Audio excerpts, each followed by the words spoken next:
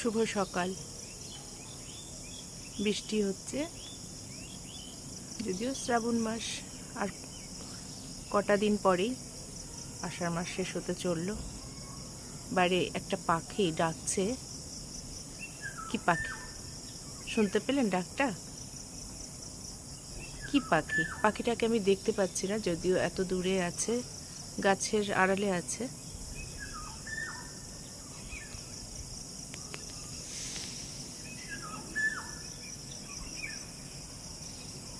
ঠিক এইখানে আছে পাখিটা। এই যে দেখুন, উড়ে গেল। দেখা গেল কিনা ঠিক জানি না। হলুদ কালো রঙের।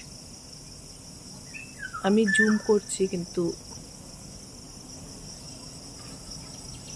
এই যে ছোট্ট মতো বসে, এই যে নড়ছে দেখুন।